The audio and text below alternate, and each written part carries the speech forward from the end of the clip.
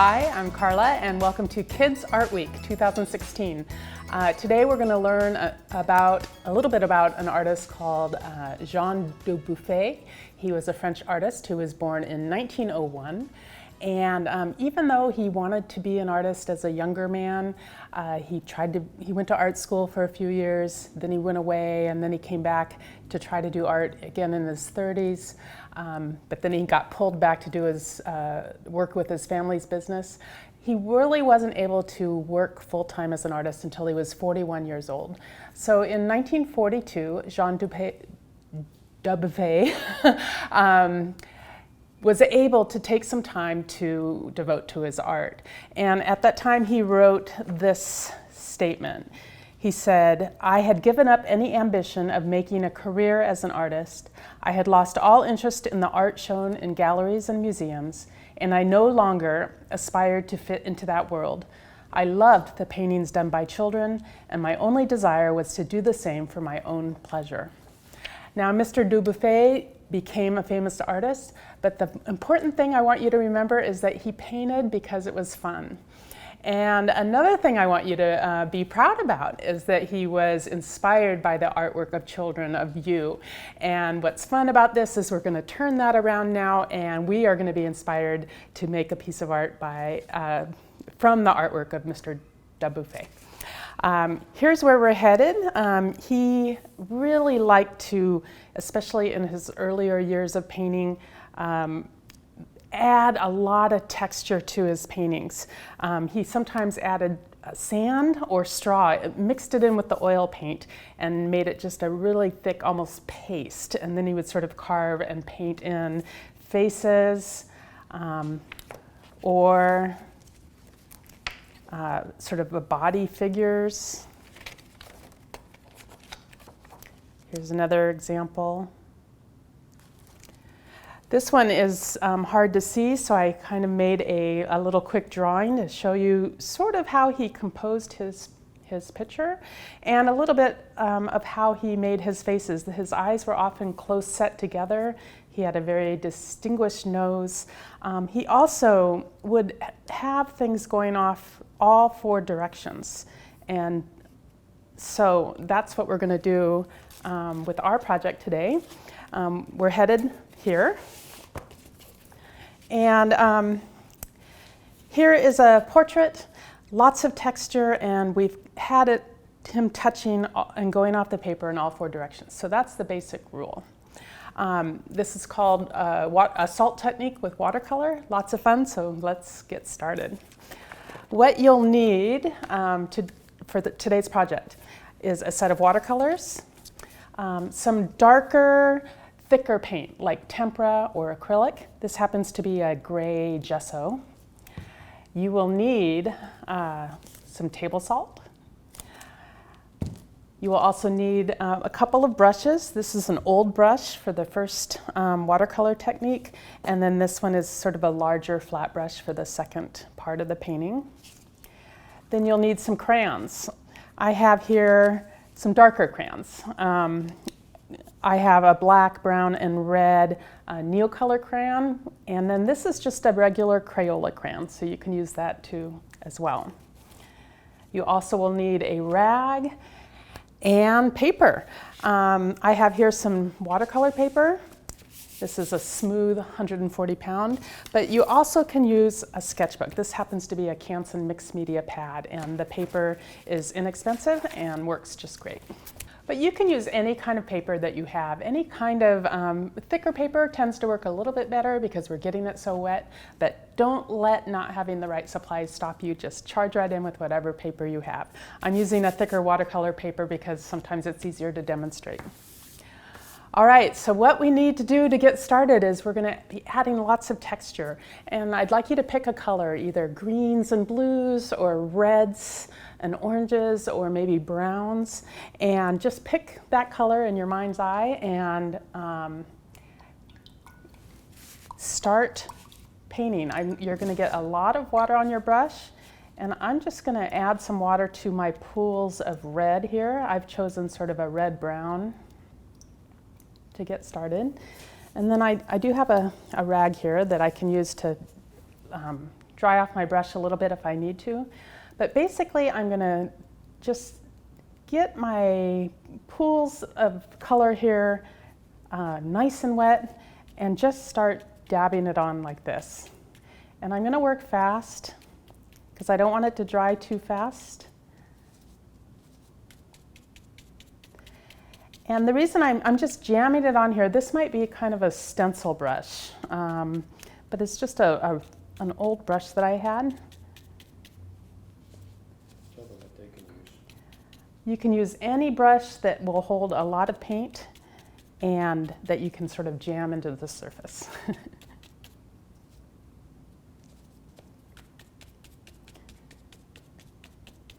So my watercolor is wet, and I'm going to cover my whole paper.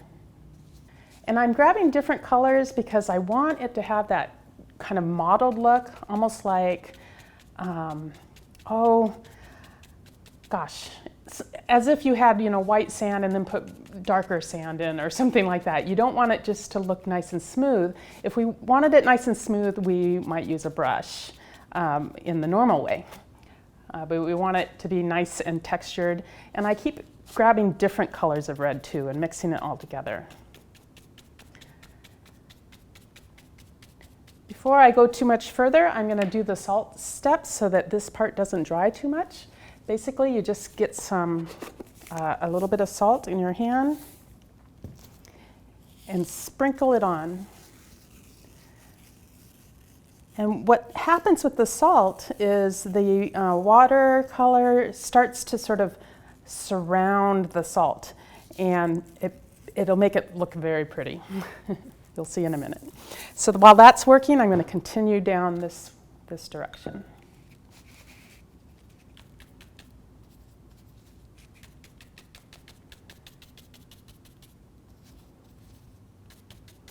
And lots of color. You want it to be a really saturated, which means really bright color. Or thick color, I guess you could say. So I'm going to add my salt, get a little bit more salt. And there's not a whole lot of ways that you can do this wrong. All you want to try to do, remember, is to get lots of different kind of colors of red or orange if you're going to choose that, or if you choose blue and green. As you can see, there's a sort of a pink here and an orangey brown here and a redder there. And that's what you want, is you want to have at least 3 different colors going there. So what you need to do, the next step, is to let this dry completely, and it might take about a half hour. So do something else, and when you come back, you can do the next step, which I have here a piece of paper that I did before I came on camera. And here is a dried version of what I've just done. Watercolor tends to dry lighter than when you put it on, so that's why you see it a little dulled down, and that's great. And what I'm going to do now is rub off the salt.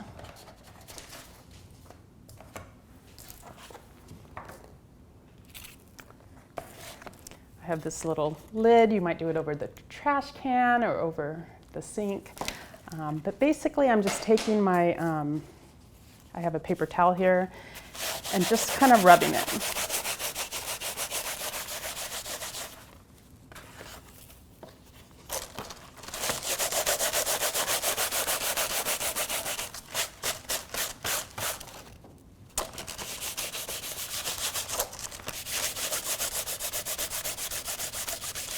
You want to get most of the salt off because we're painting on top of it, and the salt likes to react with paint, so we want to get that mostly off now. Leave a little on, that's okay.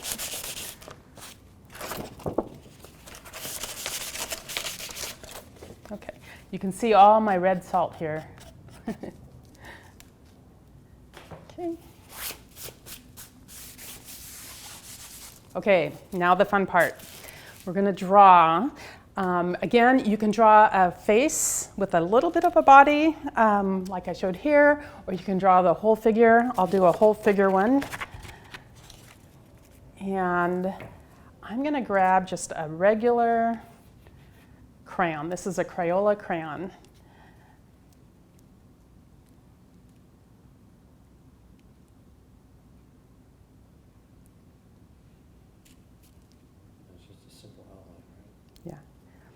And this is just a simple outline. You can make the head big, you can make the head small, but the only thing to remember is you want it to go off this side and be near this side, and go off this side and that side. I'm going to add some eyes. What about the eyes? And remember, he likes to keep them close together, and I have on the website some drawings to kind of remind you. He has these sort of kind of curvy triangular noses, and often just a roundish mouth. Good. So we've just made the outline, and then a face, and maybe a couple of buttons or something like that.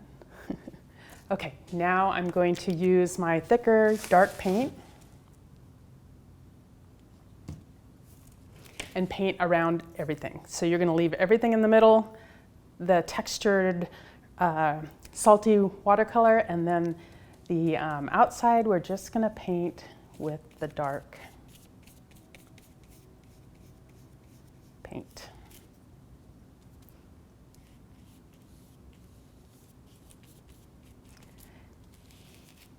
It's okay if you don't cover every little thing, because you want it to look kind of textured on the background part too. So don't worry about that.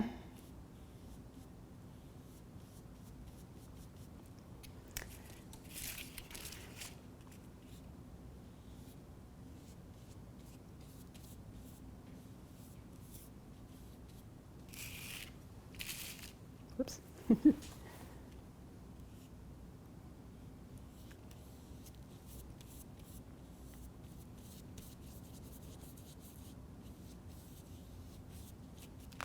Okay, so there we have our Dubuffet inspired figure.